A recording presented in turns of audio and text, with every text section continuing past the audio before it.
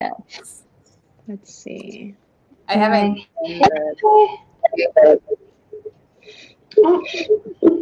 Does anybody see us? I don't. Do you see us? I don't either. I don't see us. I don't either. Wait, I'm not sure. Oh man, For anyone who's watching, we're having some. Oh, here we go. Here we go. There we go. Now you see us? Yep. Okay. We're on now. Oh, There we go. okay, great. Okay, so Perfect. are you able to share it? Yep. Okay, I'm like, Now we share. there we are. Okay. There we are. Perfect. I'm gonna share it and get lit real quick. yeah. Still working on some things. Anybody who's watching, good time to say hello. Awesome. We're sharing on Solit. Get Solit. Right. Yay! Awesome. Yay. Hi, everybody. If you're just getting on, please leave your name and what city you're coming in from, and give us some cards, give us some love. Let us know that you're here. Ooh, we have 9 people. We would love to know that you're here. We can't see who it is, so please. Yeah, if you leave your name, I guess I'm curious. I where want to you're know. watching from. You can see kinda. It's a little delayed, but there's. Hi, Eric. Hi, Eric. Hi, Jennifer. And Amanda. Nice to see you. So today's class is all about healthy boundaries and staying in your own divine power and your own sovereign power, even while you're in relationship. So if you have any specific intentions or questions around healthy boundaries, around staying in your power in relationships, even if there's something personal that you'd like to work through right now, please feel free to leave that in the comments. Yay. Hi, Karen.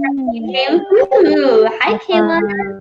Hi, Awesome. Kayla. Hi, Jennifer. Yay. Welcome, everybody. Perfect. Kayla from Texas. Karen from the UK. Yes, this is such a huge conversation, especially for right now. You know, it's like so many people are stuck in close quarters. And so it's really important for us to be able to manage our own auras, clear up our own energy fields, stay within our own power. Hi, Eric from Ireland. Yay. Eric from Ireland. That's so good. That's super He's cool. in our London group. Yeah, he's in Jennifer's group. Awesome. Great. So let's just start with a little bit of long, deep breathing, a little bit of grounding, getting us into grounding in the vibes, big, deep breaths. Just imagine your grounding cord dropping into the center of the earth. Your grounding cord is always a really good place to start.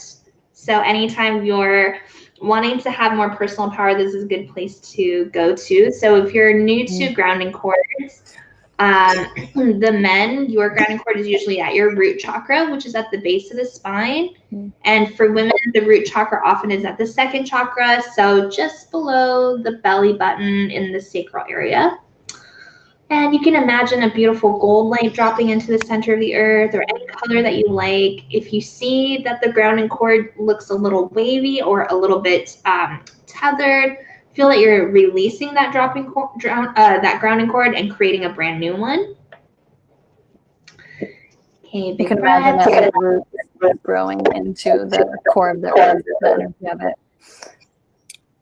Yes, strong, strong roots. Be really good. And then we're going to call in all of your guides, all of our guides. And we're bringing in the highest consciousness frequency information for you today, whatever is relevant. And it's 12:22, so we are in alignment. I love it. I love it. Someone's going crazy with emojis. Yay, thank you. I can't see that, so that's so great.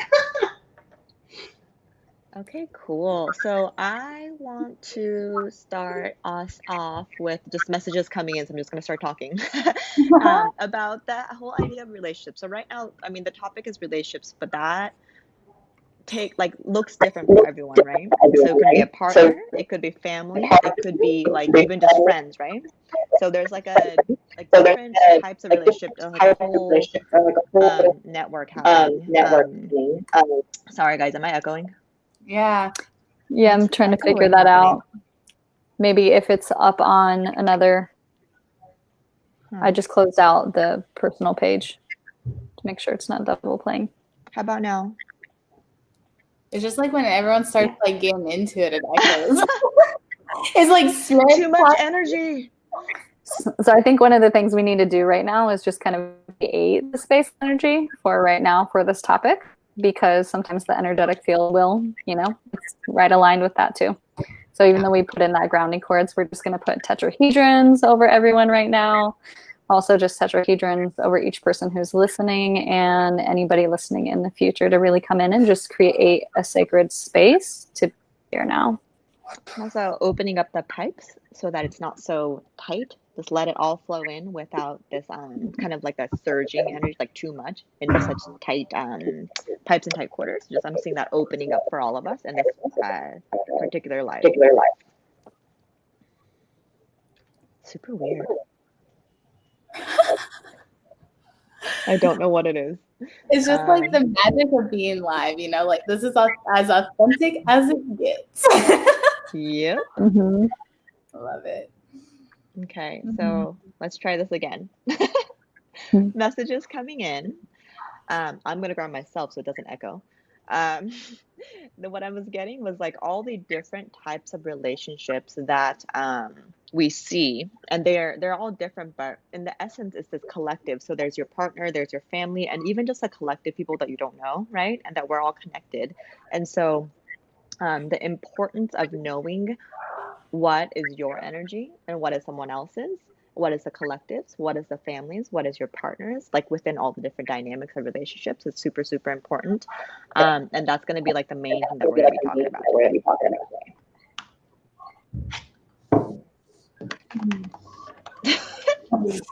Hi, Anna. Hi, Rachel. Awesome. So interesting. Yeah, so I know. So one of the really interesting things about relationships is, people try to maybe like control or blame the external world, right? It's like they're thinking like, okay, I'm not getting what I want, so all their thoughts are being projected onto the other person. But that's just like, it's just not the way the universe works. That's like micro manipulation, right? Like the universe doesn't like to be manipulated. The universe likes to be in flow. But you're the creator of your own universe. So really it's all about coming back to yourself. If something's showing up in your external world, it's really like homework for you to come back inside to do. And so the more that you can streamline your thoughts and get really clear on the inside, like what is it that you really want, like what do you want, and focus on that more, then the other person will start to show up differently. But if you keep thinking like, oh, that person's not doing that, they're not doing this, or you're judging like they're doing that and it's in a different way than I would do this, like all of that is going to create like really clumpy energy, and it's going to, and you think that person's doing it to you, but because you're projecting that energy out, it's going to like, sorry, a Chinese word just came in, but it's like, so it's just like, it's just going to like turn around and like hit right back at you. And so that's what.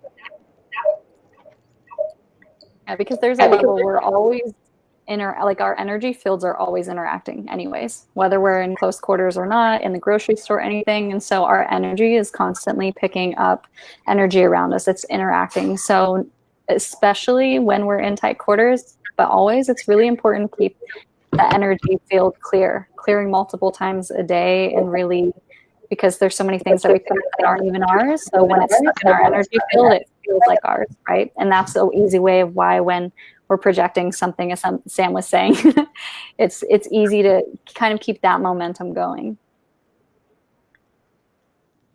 It's like, I want my spray now. I have so much to say, but my internet is like really low, so I don't know. Am I choppy? We can hear you. Good. Okay, I don't know. I can't really hear you guys right now. But when I think about boundaries, this is something that I have worked on really intimately with myself because I used to really, I was a people pleaser. And what that meant for me is that I didn't honor my needs above anything else. Like it just didn't matter. And how that translated was I thought that's how I would keep the peace. That's how I thought people were going to love me if I was just going to be really quiet. And so when I think about boundaries, I always begin with myself. Like I really think it's about building boundaries with yourself, and then that is what you're going to project into, like how Sam was talking about, is we're going to project it, but it does start within yourself. So where are you not honoring your needs, your wants, your desires? And then once you start from that really solid foundation, you find that your personal relationships will mirror that relationship. Absolutely. You can go, Sam. Yeah, so there's like a really, there's like an interesting thing that kind of happens in relationship because they're mirroring your crap back at you. And so you, like, when you see that, you're like, ew, that's not me. Like, that's not my stuff, you know? But the thing is, if you're feeling it, that means if you didn't have it at all, you just would never be triggered. So when you can get into this like get to attitude, when you can get into this attitude of this conflict is coming up, I get to journal inside, I get to move through the energy, I get to clean it up. Because what you tend to want to do is like be lazy, right? You tend to want to be like, oh, I can just pretend like nothing happened, sweep it under the carpet. But the thing is, then that starts to create this energetic like muck, you know, it just like, it keeps building up.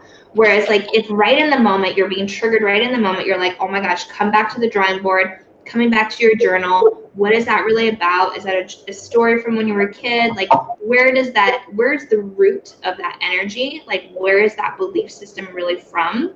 And when you can clean it out of your own system, then that person, even if they were to do that same thing, it either wouldn't trigger you or they just wouldn't show up that way anymore. Totally. And it's like, It's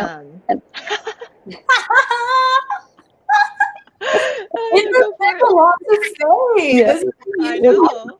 Yeah, totally. Well, I just wanted to go in a little bit about triggers too, is that often when we're triggered up, there's a response that happens, whether it's cellular, survival, coping, that kind of takes us out of our body.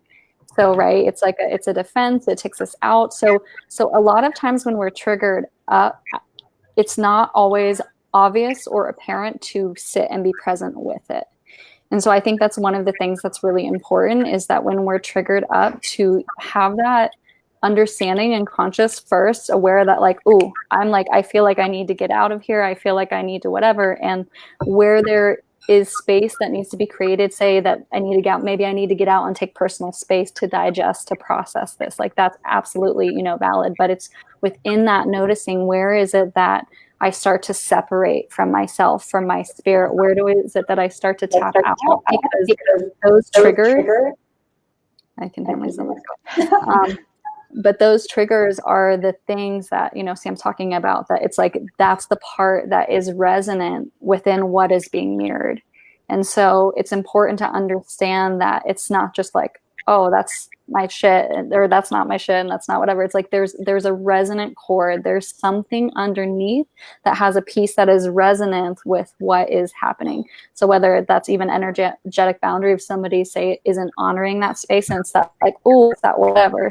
And how Mason was saying, first it starts with that self. So where have I given away like that or own personal alignment with the space that I need? Or where is it that I don't say no? Where is it that I people please? So there's so many layers to this, and this is why there's so much to talk on it, right, Momo? Like, duh.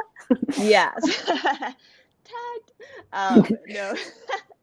I was just gonna say which makes sense that Jen needed to speak first because they brought up more stuff. But it's like when something comes up, it's an opportunity for you to take radical responsibility and step into creator mode instead of a reactionary mode, right? So you get to be a creator or a reactor? Which one are you choosing in that moment? If you step into that creator mode, you get to go, okay, some part of me is resonating with that. Some part of me is allowing that. Some part of me is holding that pattern or energy or that belief, or else it wouldn't show up, because I'm a creator, not a reactor. So from there going, well, and it's like, that's where you, from that pause, when you take that moment and like declare, decide, and step into that, it opens up space for that curiosity to come in. Like, oh, okay, that's what that is. I get it. Then what does it mean? What is it trying to show me? It must be a message from a higher self. What is it trying to convey, and where do I get to discover a deeper part of myself that I'm not fully aware of, right? And then you get to decide what you want to do with it. So it's like, already it feels better. Second, it feels very empowering. So it's like you're like already building your empowerment creator muscle, which then allows you to do that even better next time, right?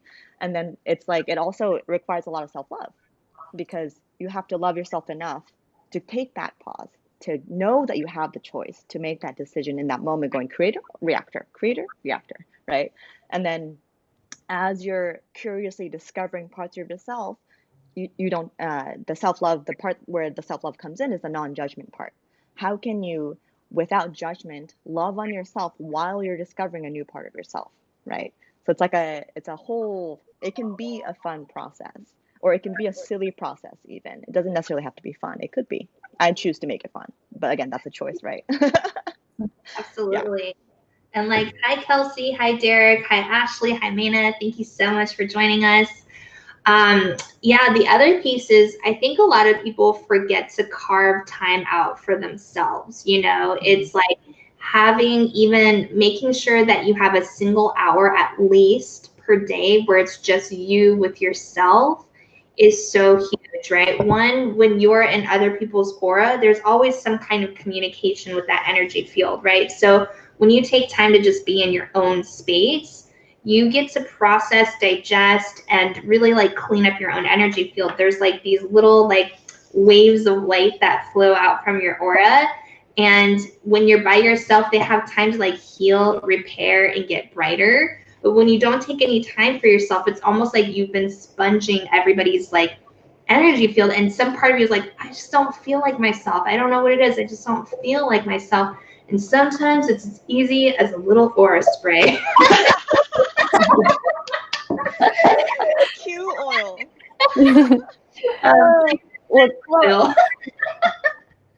Well, one of the things that came up is like when you're saying that, if you've heard some of our topics before of having to get out of the sympathetic nervous system, the fight or flight, to get into the parasympathetic, the rest and restore. And that's what it's like when Sam's saying that energetically, it's like having to step out of that one system, that one response that's going on that keeps you in that mode that just perpetuates the momentum of that energy that is clogging up the auric field, your energy field and everything, and really to step outside of it in a way that's saying, okay.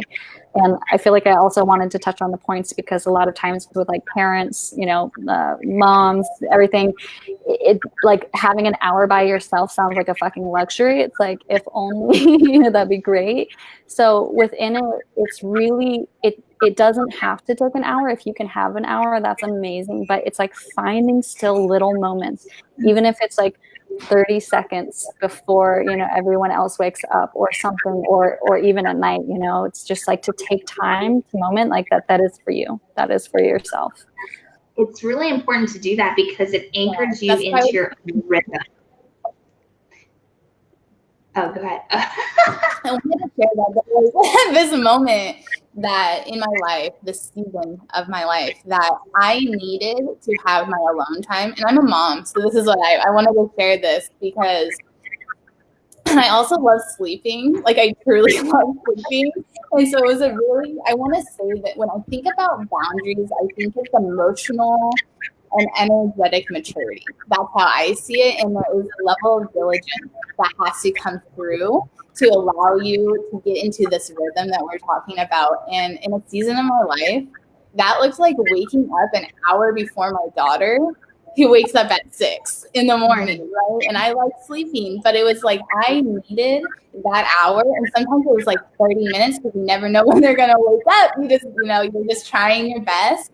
and I would sit at my desk or on the couch and I would just do what I wanted. And sometimes that was just like staring at the wall, right? And just being silent within myself, because that's the thing, clearing myself. I was allowing myself to get ready to be around people. And it was so important as empaths and sensitive people that we have to be able to clear our energy. And that's like my jam, is like energetic hygiene and being really clear, because you have to be clean enough to make a decision in your heart space. And if you're dirty, if you have bad energy, you're making decisions out of lack, lower density frequencies. Am I breaking up? Yeah. A little bit of lag, but I heard you. We heard you. It's okay. That's what I had to say. So there's diligence, though. When we talk about boundaries, it is a practice that you have to keep practicing. And it's not easy because it goes against what we're taught, right? And it's not selfish. It's really just like the easiest way to honor yourself over time when you practice that. Yeah. So I actually want to talk about that. Yeah, totally. Yeah. Delayed. So I just want to talk about that selfish piece, since it came up. That's a very common thing. Again, that's what we're brainwashed, that's what we're taught, that's what we learn, blah blah blah blah. To unlearn that, there's this piece right here that you can download. It's basically when you are at your highest frequency, when you are at your higher self, your highest conscious, your highest expansion, your highest light, whatever you want to call it, whatever you believe, right? When you are there, you're holding your whole energetic field. Our whole energetic field, auric field, has a vibration, because everything in our system and our molecules are made of energy, and they all have their own frequencies, right? So imagine that frequency being at the highest, like frequency, meaning it's fast, right? So if it is, what it does is naturally, like Sam said, your auric field talks to other people's auric field. And we're just talking on the physical distance here, but it can be long distance too. So when they talk to each other, imagine the interaction that's going to happen if someone who has a high frequency meets someone with a lower frequency. So when you're basically how it works is energy, like the higher one, the alpha energy, or the stronger energy, the one that doesn't waver, is the one that dominates. So if you are holding a really, really high frequency and a lower one comes in, they have no choice but to calibrate to you, right? So it's kind of like that Jesus energy. Like the whole idea of Jesus, I love this story. When Jesus, he was known or seen as like God, because when someone comes into his field, they literally miraculously heal, like physically, right? But the whole thing behind that energetically, what was happening is that it's not that he had a special power or he was God. He was able to hold his frequency in his auric field so strongly that anyone who would come into his field could not exist into anything besides that frequency. So like everything of the lower frequency in the physical, energetic, mental, spiritual body would calibrate to his frequency, which meant healed, which meant healthy, which meant happy, all these things, right? So by you holding and prioritizing your frequency and your well-being and you feeling good, actually, just by doing that by default, anyone who comes into your field benefits from that. They then start calibrating to your energy. They start, and if the better you can hold it, the more they can up level, heal, and get everything that they want, which is what you want too. You want them to be happy. You want them to be thriving. You want them to have all these things, and you don't have to do anything. You don't have to lecture them. You don't have to teach them. You literally just hold your field. And they all basically, at first they'll start, anything that's in the way of them getting into that frequency will come up so that they have the opportunity to shift it if they want to.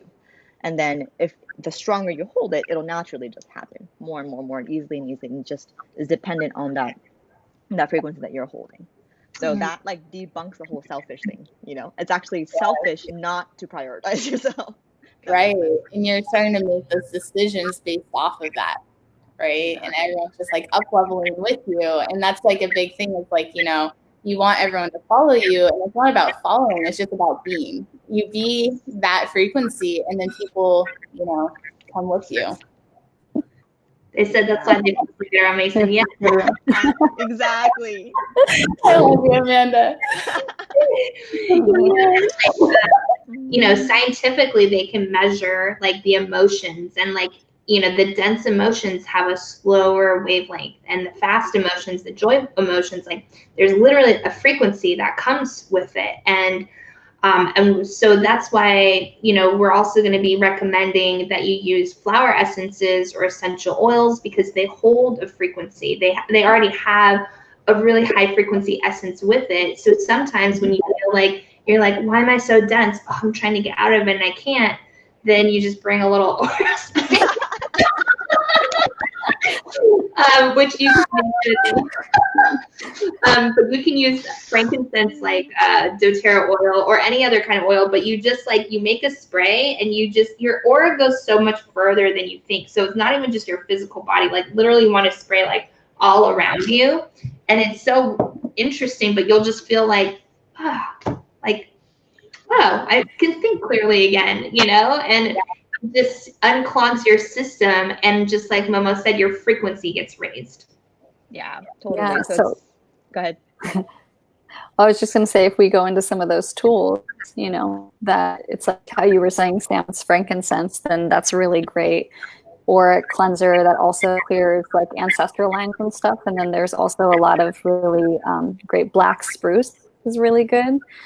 It's also more affordable, available in terms of that it has a really grounding energy.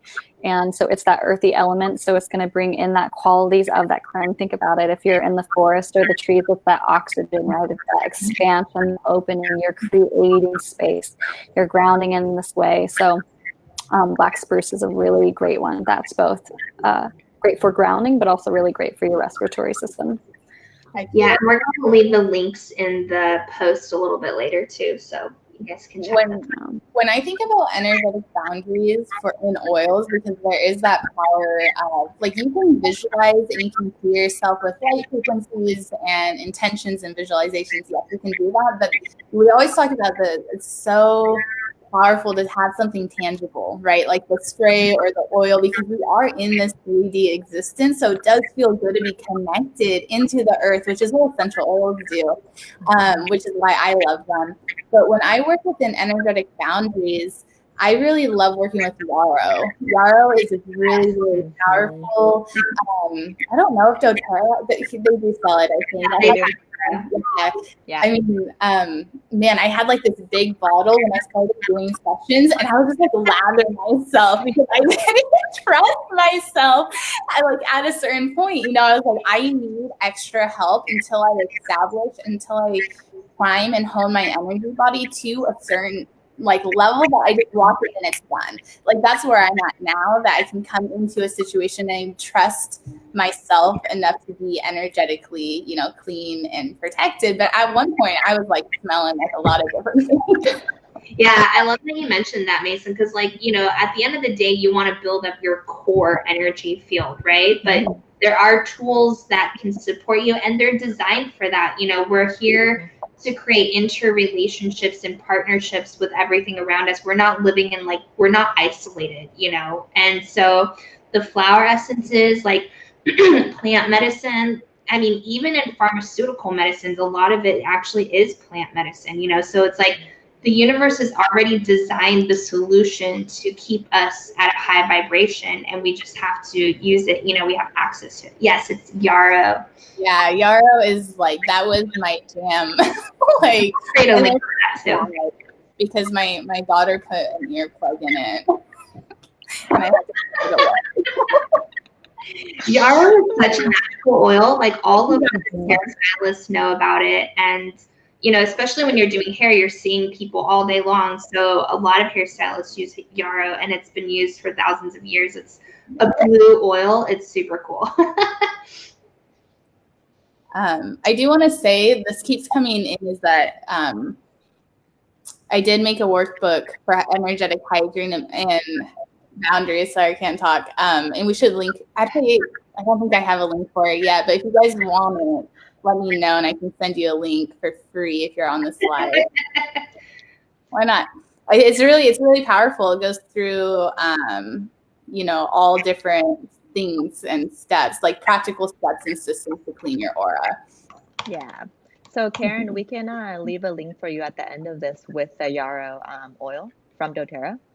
So if you want to look up what else it does, you can totally do that. But just know that the link will be there for you later. Just wanted to say that. Yeah, it's It's such an incredible, it's like a really high quality version of Yarrow, the doTERRA one. So it's really nice. But yeah, so this is kind of like our new setup. And so basically we're going to be teaching on this topic. And then next week, Thursday, we have we'll be doing a collective soul-lit session. So if anybody wants to dive deeper, there are certain aspects of healthy boundaries, relationships, and energy healing that's much faster when we work through the energy field. You know, we're going to be teaching you practices that you guys can do on your own, but this session is really going to support you in, you know, tuning up your triple heater meridian, which you're probably like, what is that? But you know, getting your gallbladder moving, which like supports you with like courage, decision making. There's a lot of pieces that we can support you in just giving you a little boost. And then we're also going to give you really tangible mindset shift, like journal prompts, so that you guys can continue to transform on your own. So yeah, so that's kind of going to be like our new setup for just the next 3 weeks. So we're really excited about it. And if anyone, and we're going to also have the link to sign up for next week's collective split session in the group. Does anybody have any other specific relationship questions or healthy boundary questions or how to be in your own power questions? We'd love to hear from you. So as the questions are coming in, I just wanted to say everything that we're doing here, the tools that we shared and everything, are literally just a tool for you to be able to be more you, and for you to be able to hold the power, harness the power to remember all the powers that you already have, right? So the oils are the same thing, the journal prompts, same thing, and our session, same thing, right? They're all tools. And they're all just, again, it's just like touching on, like when someone else sees you and touches on your light, you go, ooh, there's a light there, and you notice it, right? And it sparks, and then it does what it needs to do, and you get to go off with that. But it's like, that's what we're doing with the sessions. When there's 4 people witnessing you and seeing you at your highest light, and we just we like touch that light and go, remember where that light is? Ooh, look at that. Ooh, let's shift that. Like, that's what we're doing. We're just like light technicians going in and just like hitting all the lights to remind you of who you are and your power and what you're here to do. So, and having 4 people, you know, focusing on that together, and even just collectively as a group, holding each other's space for each other's lights, and like collectively having your aura speak together, that it is so powerful. So really, really fast, powerful shifts can happen, and fast. Did we talk I love that you mentioned. Oh, go ahead. Did we talk about the water donation? Oh, we didn't. Sam, I feel like yeah. 10% of all of the proceeds will go to water charity. And so to us, water consciousness, like once the entire planet is fully hydrated, that's like one of our biggest goals, because that's when the planet gets to elevate to its next level. So we still have people on the planet. There's like, I did the numbers before, but it's like multi-millions that are like, don't have access to clean water at this time. So the more that we can support everyone on the planet, because water consciousness is the consciousness of joy. So the more that we can literally like hydrate the entire planet, the more we can like raise up the vibration. So the 2 big solar projects is cleaning up the oceans, and also providing clean water for all the magical beings on the planet. So so if you guys know any other people that would really benefit from this session, please share the link with them, because the more that we can just generate this like collective energy, the faster we can move our whole planet up into this like next dimension, which is going to be really fun and exciting. And gosh, there was another piece I wanted to share, but keep going. It popped in. Let's see if this is it. So what I was getting was, we're collectively connected to the planet's water, but as humans, we are also a smaller version of the whole of the planet. We're also 85%, 90%, don't remember the numbers, made of water, right? So we, by healing ourselves, shifting our energies, our lights, turning them on, then like just by that, we'll be helping and cleaning out the waters, and we're going to feel that design, inspiration, the need and want to start cleaning up the waters in the planet, connecting into the waters. And like water itself has memory. We hold a lot of memory and information from our ancestors, from our own personal stuff. The power in that is huge. So it's like by working on yourself, you're doing this for the planet. It's all very, very like quantumly connected. Mm-hmm. That was all. Yeah.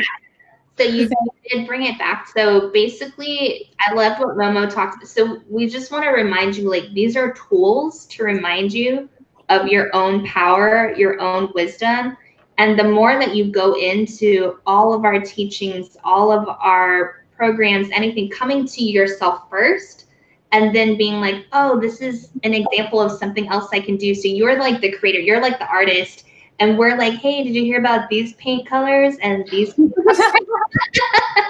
And then you get to say like, oh, I love those paint colors and I want to do this, you know. But like, if you're like, oh, I don't like the whole section on grays, you can just like set them aside, you know. Like, so it's like whatever, you know, the tools that the more that you come into yourself first, and then use. So even with our session next week, Thursday, throughout the week, if you meditate and get really clear on your intention, that starts to already gain momentum on what you'll actually be able to receive next Thursday. So it's like the more that you're in your power of what do I want to receive from this, the more we can be assistants in co-creating that. Right, because all the power that ever has been or ever will be is here right now. And so there's that level of within, it's like that activation. It's like sometimes we remember the truth on our own and other times others remind us. So it's already there. So it's just like activating and like awakening or even like just amplifying what's already there to really light up yourself, which then again in that quantum leap really lights up the planet. So healing the self is so beautiful and key and powerful. And so we're just here to remind you of that brilliant light that is already you. Yeah, the goal is for you to generate more of your own energy, generate more and cultivate more of your own energy. So anytime you think you're accidentally like never give your power away. You know, the healing happens from within you. Like you are doing it yourself and we're facilitating it so that it can speed up. But really you're the one doing it. So Yay! Put those links in because you're the only one that can. Yeah. What was that? Links in. You're the link master. Oh. No one can put them in besides you. So I'm gonna put in our live Soul session for next week in the comments right now. So you guys have that link there. The oil links will be, Sam will put that in later. But if any of the links are not there or you don't know where it is, whatever, you can always message us. You can find us at Soulit. You can find us at Get Soulit in our Facebook group. Yeah. Yay! We love you guys so much. If you guys have topics that you're interested in, just leave us a comment or send us a message, and we'd love to brainstorm on it with you next week. Yay! Thank you. 12:52 in the flow.